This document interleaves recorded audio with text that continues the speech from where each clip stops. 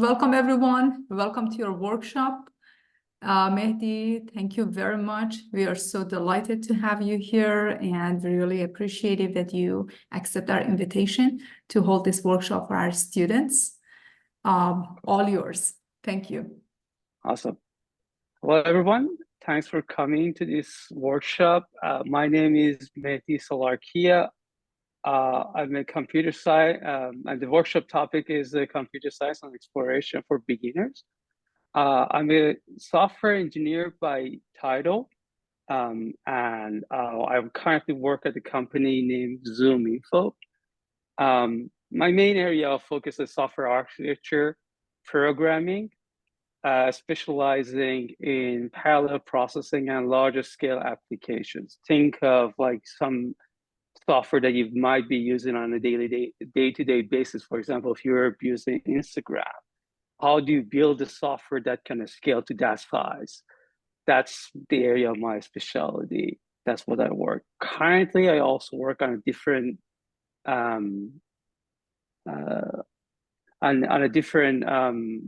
area of data science, including ETL system. Basically means when you load a lot of information, you extract a lot of information, transform it to something meaningful, and load it into an application that can be used in a rapid time response. I have 20 years of experience as a software engineer, and I have a bachelor degree in computer science. I got my degree from a different country in Iran, so my experience could be different than yours. But nonetheless, if you are thinking of becoming a software engineer, I can give you a preview of how the life is going to be like when you get out of college. And that's the whole point of this conversation. The structure of this talk is mainly, I'm just going to give you a few, like maybe around half an hour, maybe less than that, of what is the daily life, what are the things, some ideas of how you can prepare yourself to get into the job market, and what are the things that you should be focusing on, why you should do certain things. But I will keep it open for Q&A. So you guys feel free to ask me any questions, and I will do my best to answer those questions accordingly. So first of all, a cliche, why you want to go to computer science? I'll take this from Galileo, that mathematics is the language of the universe. And if you want to talk to the universe, you need to understand math. But math on its own is not scalable. So we need to kind of scale math to do repeatable, mundane tasks to be done via some sort of automation, and computer science is the main tool to do that. You can expand on it and take it to the greater extent, which is the area of machine learning and AI, which is a very, very hot topic at the moment, but the concept is pretty much the same. As I said, the computer science employs math to solve those problems reliably, faster and faster, more than humans. And also, don't forget, it pays pretty well. It worked out pretty great for myself, and it hopefully will be the same for you. But my quick advice is don't decide to go for computer science if you don't like it. Don't go there for money. You have to also like it. If you don't like it, don't do it. But if you like it, it's going to be fun and it's going to pay well. So let's go to the next topic. So just a very brief TLDR of like, what is your what are you trying to get at? What are the things that you should focus on to become a successful person in your career? It actually kind of, if you are going through the levels of computer science, you have to understand there are multiple aspects to it. You could go to the hardware engineering, which is not a topic that I'm an expert on, and I'm not going to talk about it much. I can give you some hints, but I'm not an expert. However, on the software engineering side, I might be able to answer that. But if you have multiple categories of what you want to do, like software engineer, hardware engineer, a research engineer, or you could be specialized in machine learning and AI, also front end. And each of these have kind of could branch off from computer software engineering. And each of those also have a lot of rooms for success and building a very successful career. A software engineer could be something similar to what I do. AI, you probably know the answer, but many people don't realize that you can also, it could merge some aspects of arts and visualization into computer science and become a front-end developer, which is people who build, I mean, you could also say to some degree, people who build mobile apps, websites, and things like that, they are also sometimes computer science major. They have computer science majors, and that could be something good for you. But you can also think about it if you want to join a corporation, which is for the most part what most of you ends up doing. Do you want to become an individual contributor, commonly referred to as IC, or if you want to become a manager? And these two have very different outcomes, could have very different outcomes, benefits, and their own problems. So I'll just pointed out the two major important things that you should take a notice of. If you want to be an individual contributor, what does that mean? You are your day-to-day work is just sit down, write code, do things that are related to software. It's not like you don't talk to people, but you talk to people much less compared to a manager. For example, you may have meetings, you may have need to talk to different teams, specifically with your manager and your teams that you're working with, but you don't really need to go to talk to company executives or anybody above your manager for the most part. It barely happens that you need to do that. So as a result, you don't get involved into a lot of office politics. But when you become a manager, things changes. Now, when you are a manager, you need to understand the technical aspect of the project that you're working on, but you don't need to be an extreme expert. You don't need to understand everything to the last detail, but you need to have a pretty good idea of what's going on to do planning.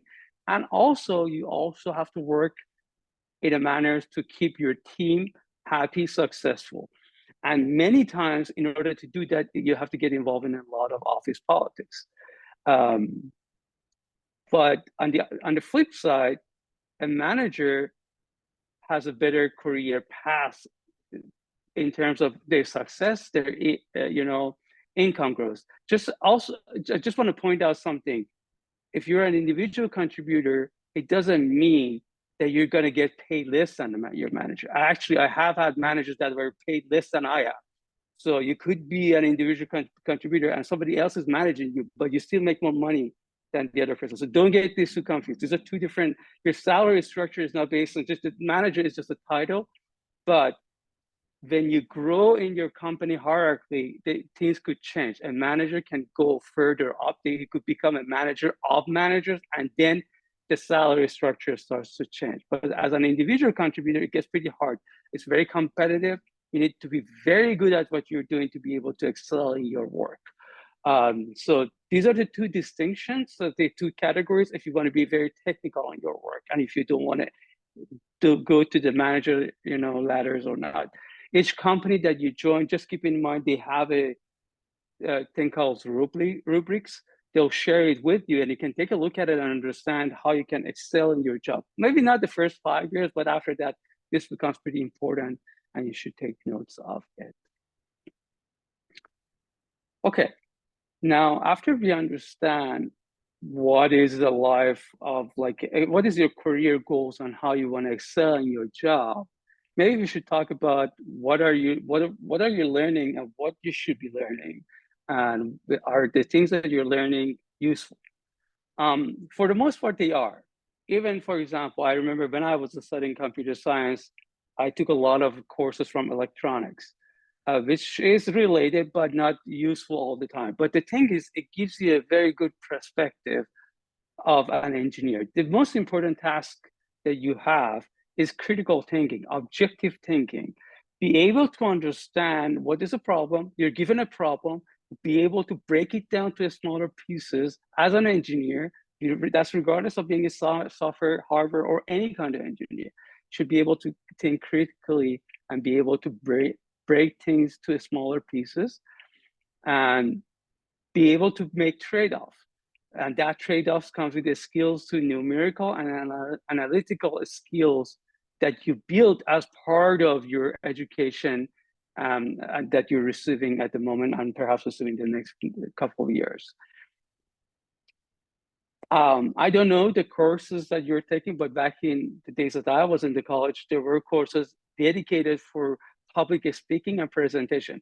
Don't forget, presentation is very important. Even if you're a software engineer, you're just writing code for the most part, you should be able to present your work. You should be able to talk about your work. You should be able to explain what you are doing to the others so they can also understand what you're doing and they can help you or they can learn from you. Those all play a big role in your success, generally speaking. If you're not able to demo your work, nobody is going to buy it. So if you're always working in sales, you are always trying to sell your product, and part of what you're building, you should be able to show it off and sell it. So if you're not able to do that, you're not going to succeed.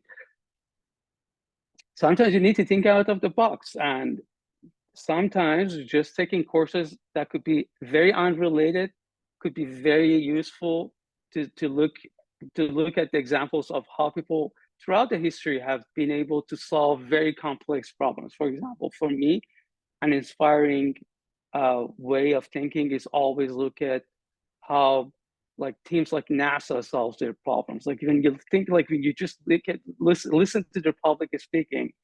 I'm not an astrophysicist. I'm not like in any sort of like rocket scientist or anything like that. But when you look at the challenges they have solved, the engineering marvels that they have done, that gives you ideas. It doesn't need to be that you're also in the same exact group, but just being able to kind of poke into multiple solutions and try to figure your way out. Many times that's the way to solve a problem. Many times you go back and forth, but you should be able to just sit down there, think about it, and try to solve a problem. And trust me, people will recognize your effort, people will appreciate it, and you get a very good outcome because of it. Okay, now you have done all of that. You have built yourself up, and now you are ready to hit the job market. What are the things that you need to do? And I think, generally speaking, I think something I think I should have done better is networking. You should keep yourself in the loop. If you're a shy person, if you're not very good at making a lot of friends, try to work on it. That's important. Try to stay in touch with your colleagues. Try to college friends. Go to meetups. Go to any places that you think that could build some sort of relationship, personal relationship, face-to-face relationship. When you go to friends and family, and if you know somebody is working in this related field, try to kind of connect with them and talk to them and make sure they recognize you, and maybe someday they'll become somebody very useful for your career. That's like something that usually some people, including myself, don't get to learn very fast, but I think that's something it is important. The other thing is the market demand is changing. You should be able to adjust yourself. So something that I can tell you at the moment is the craze about AI. We don't really know what's going to come with all the changes that the AI is bringing, but I can tell you is there are going to be changes. What I can tell you is there are going to be changes. So one thing is you should also keep an eye on the job market. What does that mean? You go to job posting of companies and see what technologies that they are asking for their employees to be capable of performing, and you should focus on those and see which ones is suited for you, which one you like, which one you don't like, which one you think is going to be successful. What are the type of companies that you're interested in that could change it. But nonetheless, things are changing, and you should be able to move based on that. The other thing is when you learn something, I think this is one of the best advices that I received from one of my teachers when I was in school. When you learn something, try to teach that to your peers. Try to explain that to your friends. This has two benefits for you, and they're both important. First off, if you misunderstood something, somebody else might be able to catch that and correct you. So that's the first thing. And the practice always makes perfect. Second thing is, I think it's more important actually. When we have these problems, we are very competitive. Many times we are very competitive, but when we learn something, we think that we know a lot more than others, and we think nobody else knows this thing, and I know more than others. That kind of creates this weird, mindset that, oh, I'm superior to the others, and I'm more competitive. But it could be an absolute mirage. So you could be absolutely fooling yourself, and you might actually lag behind the others. The good thing about teaching and sharing this with the others, you let other people to know exactly like as much as you know, and it creates an opportunity, basically a more desire to go learn more, because now you think everybody around you know what you know. Now you might as well to improve, because if you want to be competitive in the job market, you need to learn more. So that creates this loop, positive loop, of always be on the edge of learning. um, Open source projects, those are great uh, opportunities for you guys to become engaged into the job market. Many companies, they publish their works as like, they basically have like open source projects, not the entire stack of what they're proposing, but many times majority. Sometimes for some companies, it's actually the majority. For example, there's a company called like there's a tool called Apache Spark, and there are multiple companies that are running it, and it's an open source project. You can just go and contribute to the Apache. I'm just speculating. I'm not saying that is a specific project, but this project at the moment is like one of the key components of lots of things that people do in terms of machine learning, computer science, and major data processing pipelines that people are building, or Kubernetes. That's the other thing. I'm just throwing some names out there. And there are so many of it. You can just go to GitHub, look them up, and see. So when you want to go there, try to look at these projects, try to kind of find a few that you could be interested in. For example, you see company A employs that technology, it's using technology, Kubernetes, for example, and you're fresh out of college. If you have fixed one bug in Kubernetes, you can put that on your resume and say, hey, I have solved that problem on Kubernetes. That's how I demonstrate that I understand Kubernetes. So when I come into your company, I already understand some base technologies that you're using. So these are very important tools to kind of get yourself ahead in your career. I would suggest you becoming expert in a few areas, specifically some technologies and programming languages. By the way, the more programming languages you learn, the better you become at each of those programming languages. So for example, I'm guessing most of you are going to learn Java or Python, but if you learn both Java and Python at the same time, you get to learn, like you get to kind of understand that things are very different, but at the same time very similar. You get to understand the benefits of each of those languages, and what are the strengths and weaknesses of each, and when you should use which of them. The other things are startups. When you see startups, usually, I mean, not necessarily all of them, but there are many times that they offer lower pay because they're startups. Some of them, they actually pay more than many major companies, but that's a different topic. But they offer a lot of learning opportunities, especially for younger folks like yourselves, because you get to be exposed to a lot of different challenges, and when you are exposed to more challenges, you get to learn more skills. So that's also an area and when you learn those skills, you can kind of transfer that into a big corporation. So if you had trouble initially getting to some big corporations, so for example, you love to go work for Google, or Amazon, or Facebook, sometimes it's hard to get in at first, but if you go to a startup, learn some technologies and demonstrate yourself being more successful, then you can transfer that very easily to larger corporations. So these are multiple ways of getting your way into a larger corporation. Practice coding and system design. This is probably the last step, like the last few months of getting out of college and going to the job market.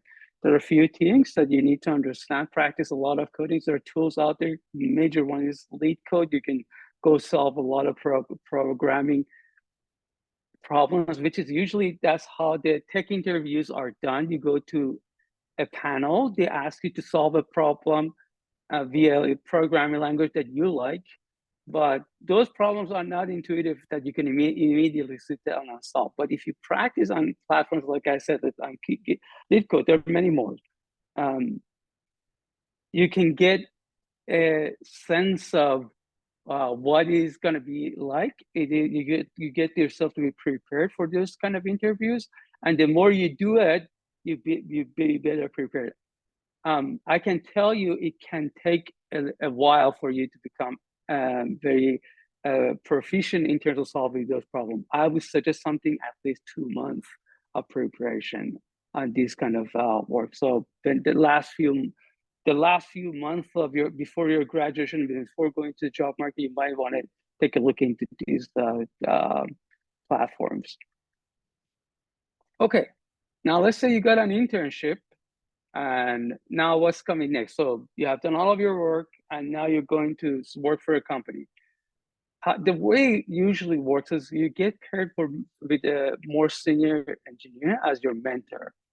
That person is basically, your success is his success. So he's your buddy. That's his responsibility to support you.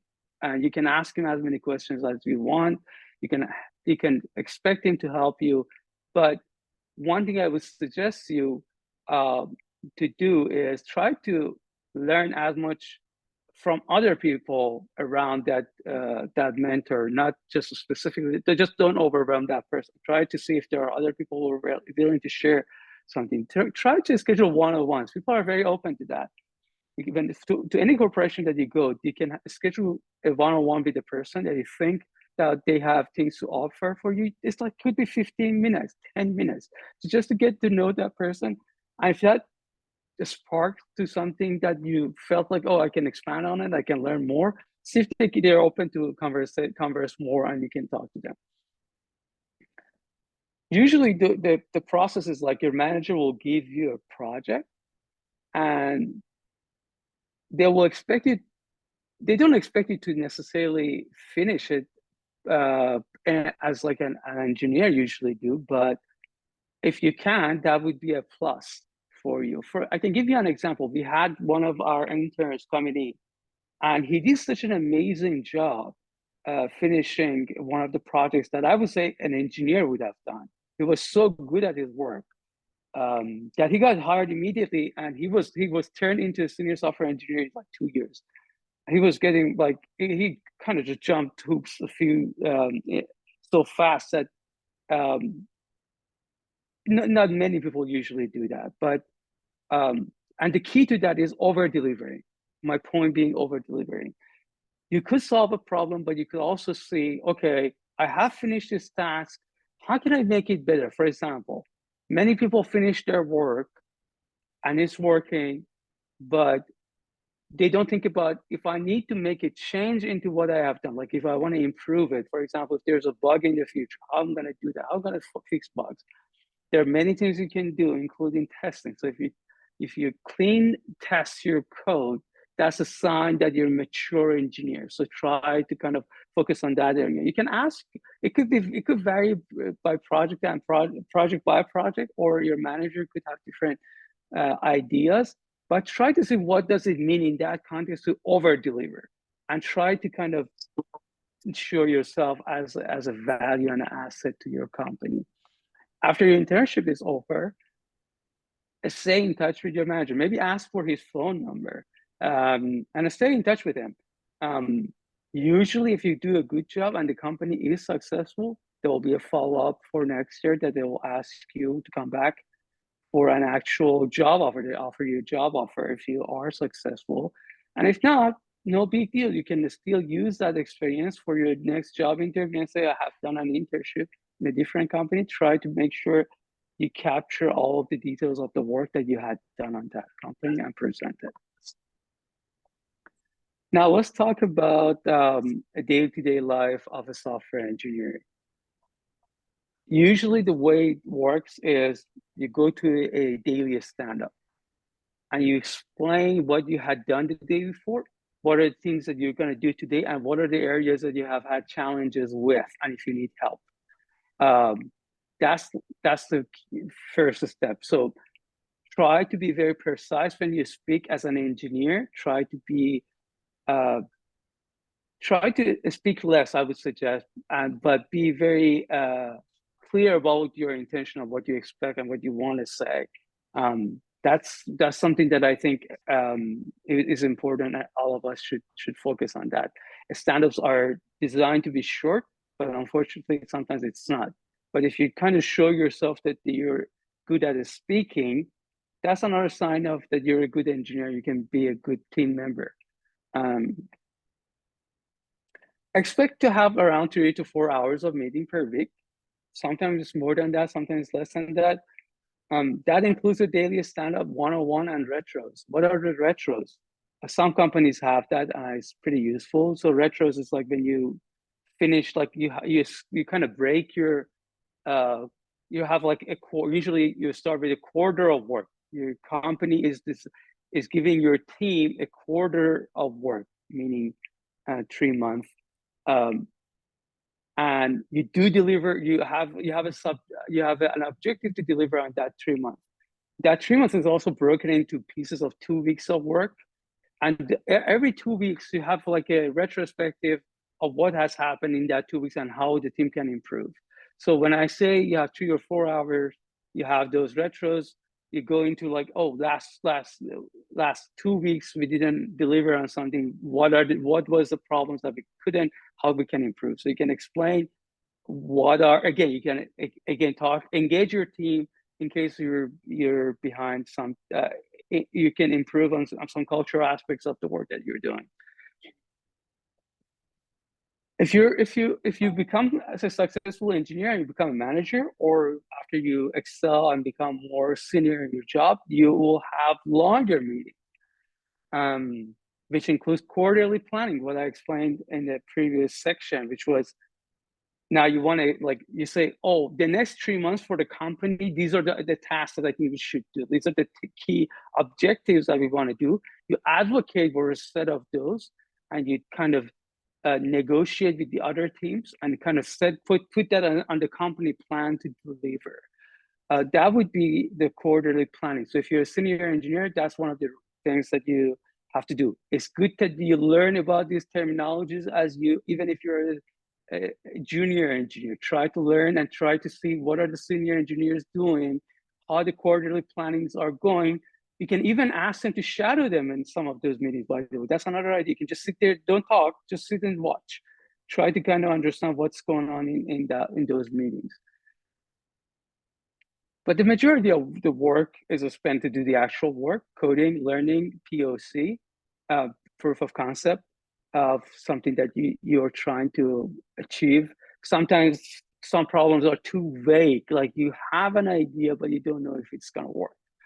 So those are usually done via proof of concept. So you start a project in time boxes, say, oh, I'm gonna take like a month, 2 weeks, usually 1 or 2 weeks. And I'm going to see if I'm going to be able to deliver on it. And if I couldn't, I'll just try something else. Or I'll just give up altogether. It's usually approved by your manager. But yeah, that is pretty much all I had. So I think I'm almost on time. So I'm going to try to answer some questions now. I'm going to stop sharing. Amazing. Great. So as we're waiting for students to put their questions in the chat, there is this common question right now. This is the time that students are getting their admission letter from different universities. So one of the questions that I get from students a lot is which university is better? And if, for example, UC has some kind of, priority over state universities when students are applying for jobs. What's your insight on that?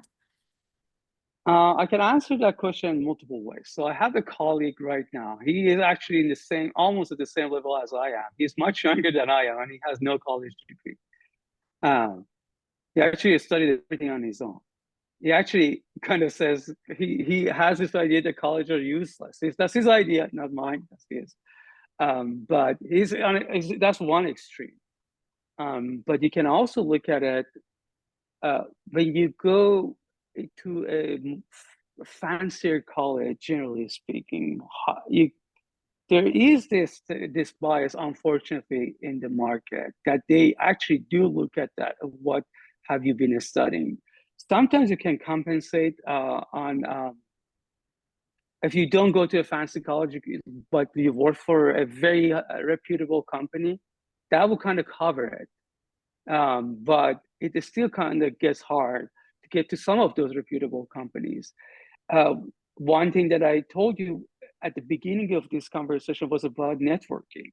Sometimes networking plays a much, much bigger role than your college. But if you're bad at networking, but you have a very, prestigious college degree, that usually creates this, you will prioritize in terms of interview or at your pipeline to get into the job, or even in excelling at your job. So when you are supposed to coming in, you're a software engineer, you want to go to the next level.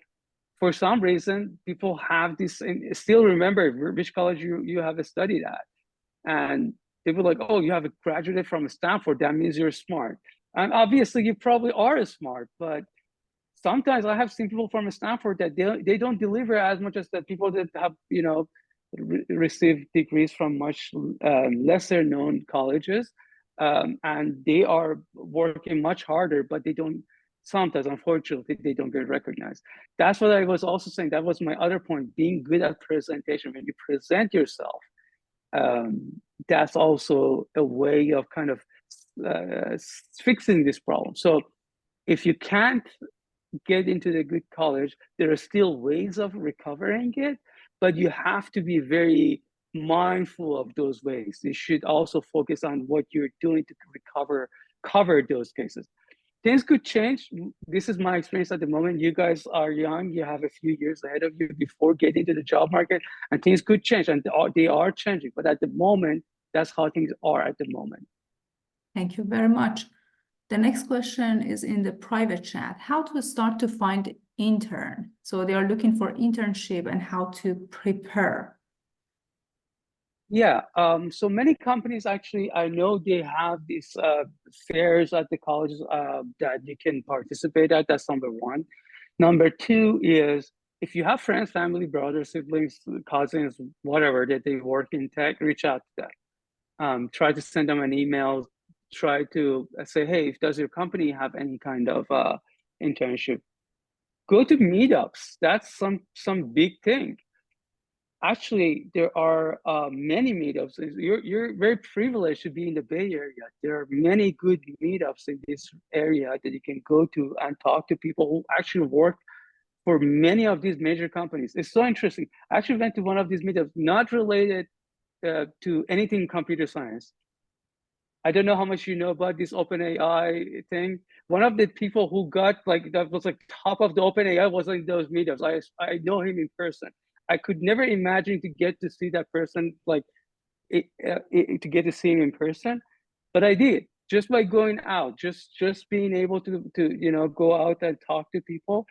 Sometimes you don't even know who that person is, but later on you do, and you can then ask them to help you in areas that you need help with. So then the third thing is many times keep an eye on the companies that you're interested in and keep an eye on their job board. They also post on their job posts. Unfortunately, I'm a little bit biased against sites like LinkedIn because LinkedIn, many times companies do pay for their job posts to show up. I mean, I think I actually don't use LinkedIn, to be honest, but LinkedIn could be a good source if you are a more senior engineer, but sometimes it's not a good idea it's not good for searching. But there are other sites that you can look at. For example, one thing that I saw a few days ago, that site was not bad actually. I'm still looking at it. I think it was I think OTTO.com, if I recall correctly, that you can kind of build your own area of interest. And it actually says their suggestions are pretty good. Usually it is on the startups many times. So startups also, as I said, they're very good opportunities. If you can get into a successful startup, even if they are not successful, there's still a lot to learn. And they are willing to give you more learning opportunities rather than big corporations. Big corporations are good at kind of time boxing things, making you to work in a specific area, but a startup it's somewhat like a Wild West. You have a lot of more room to do things differently, and they sometimes even appreciate it. Not necessarily to the extent that I said, but but reasonably open. So I would say these are the top things that I can think of. But yeah, if I can think of anything else, I'll say, but at the moment I can't. Thank you very much. Next question. So as you mentioned, OpenAI, Google Gemini, ChatGPT, how students can keep current with all of these changes? You can't. The answer is you cannot. And you don't need to. One thing that you can do is choose a career path. Like I wish I had done that. I loved computer science. I fell in love with computer science when I was 16. I started programming at that age.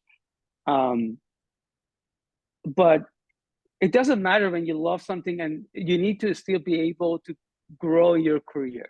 So you have to have an outlook of like, okay, in the next 20 years, where I'm going to be. Some people that I see, they're very smart. They're very judicious in terms of what they're planning to do.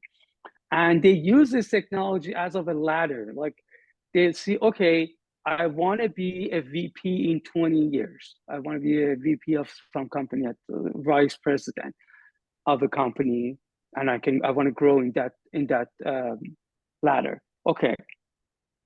And I want to work in this certain sector. For example, I want to work for AI, say. Then you can say, okay, which areas of AI? Like there are many, like AI has its own flavors. Are you going to work in, cybersecurity? That's a commingle of AI and cybersecurity that currently is a very interesting aspect. So for example, many of companies are building tools that they can detect anomalies when there's a cyber threat, and they can predict an attack. So that's one area. But what about medical science? Like you could be interested in. So when we say AI, you could expand on it on which. Now, okay, now you know which company, which kind of technology you want to use. You can look at those companies, you can look at their job boards, you can look at the technologies that they're using and focus on those specific technologies. You don't need to learn everything. Many times, when you get good at one thing, you can apply to the other things. But don't forget, you have to learn all the time. It's good to learn as much as you can, but don't beat yourself because you don't learn everything. It's not how things work. No, nobody knows everything. I learn everything every day. Trust me, I get to learn things every day. Every single day, I learn a new technology. After 20 years of working. So don't expect yourself to know everything when you get there, but try to be judicious in terms of your career growth. Try to see how these technologies can help you to up that ladder, and try to employ them accordingly. Don't fall in love with technology. They change. Technologies change. Don't be this is something that many junior engineers have trouble with. They fall in love with technology, and they think that's the best technology, and the market doesn't care. What the market cares about is how relevant that technology is, how cost effective that technology is. And if that technology is beautiful, you love it, but it's not cost effective, doesn't make much sense, the market is going to kill it, and you're going to be out of work. Doesn't matter how much you like it. You have to consider what market is asking you. You're here for a sales. You're selling something. If you're not able to sell it, nobody's going to buy it. And it doesn't matter if you love it. You have to be able to sell that product. Well said. Thank you very much. I see two more questions. Guys, can you please type in the chat itself? So they're asking about master's and PhD. What's your insight in continuing education, going to, graduate the school? Does it worth it? Investment, for the future? One of my biggest regrets is actually not getting a PhD or a master's for that matter. But it varies person by person. For the field of AI specifically, if you look at their job description, they usually have minimum master degrees. Many of them, at least the big corporations. Why is that? It's not like the bachelor degree, without a bachelor degree, you cannot do this kind of work. You actually can. The problem is they want to see a dedication. Like they want to see that's like they're sitting there, they don't like, you may not recognize it, but interviewing is a hard work for people who interview. You may think going to an interview is emotionally draining for a person who goes into an interview. It's actually emotionally draining for the person who does the interview.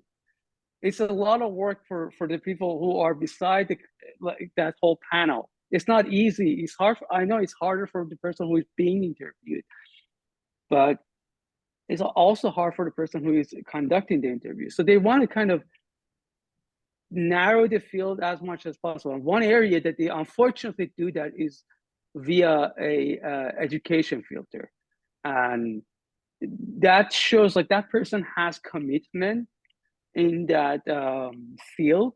They have committed something. So if you have a paper related to something related to the job that you're interviewing for, that's going to help you amazingly. Like it's just going to be a life-changing thing for you. But it doesn't necessarily is like that. You could be a very committed person even without a college degree and be able to solve a lot of those problems. But sometimes for some areas, it's not like you can learn a lot of these. Many things you can, but there are things you cannot. There are actually areas that you cannot. I can tell you, for example, for cybersecurity, this is another thing. It could be pretty hard if you don't understand if you don't do a lot of hardcore math at the school, at the master's degree. Some of those concepts gets pretty complicated to understand if you are going to the field of cybersecurity, for example. Same goes for computers, for AI. So yeah, if you can do it, do it. Do yourself a favor and do it. Beautiful. Thank you very much. I have one other question. This is students asking the difference between a software engineer and data scientist. How do the daily tasks of each role differ? Yeah, a data scientist is a person who looks at data. For example, if I'm a software engineer, what I do, I could build a software, for example, for banking transaction. Like you swipe your credit card, you pay for your transaction, and it should work with no problem. Okay, now, like let's say you are Visa, a company like Visa, and you're computing a lot of transactions. Now, you want to prevent fraud. How do you do that? So a software engineer builds a backend for how this transaction works seamlessly. They run, people can sell and buy and everything. A data scientist or a data analyst, what they do is they look at these transactions and they try to figure out patterns. So for example, yesterday we had a transaction and later on, like the owner of the car was, oh, this was a fraudulent purchase. And we want to prevent that going forward, because when that happens, the company loses money. That person gets reimbursed, basically the transaction gets void, but there are cases that the company loses money. They have to do investigation and everything. So you bring in the computer, you bring in the data scientist to kind of look at all of those transactions that a software engineer built and kind of captured, and now try to do pattern recognition on it to extract meaning out of it. If you want to further learn about this, check out, there's a beautiful video I saw, was the difference between OLTP and OLAP, online transaction processing and online analytic processing. And it explains exactly the core of this problem much better than I can. And you can see how that could play out in the field. They both are useful. They both have a lot of functions, but they can vary. And by the way, you can transition from one into another. I actually am transitioning into a data science and data analytics at the moment. I'm not an expert in that area, but I am transitioning in that direction. But just keep that in mind. Great, very good. Thank you very much. Any other question, everyone? If you have any question, feel free to unmute yourself. You can use chat as well. We already asked a lot of questions from our speaker. Thank you for your insight, all in-depth answers. We really appreciate it. Any other questions, students?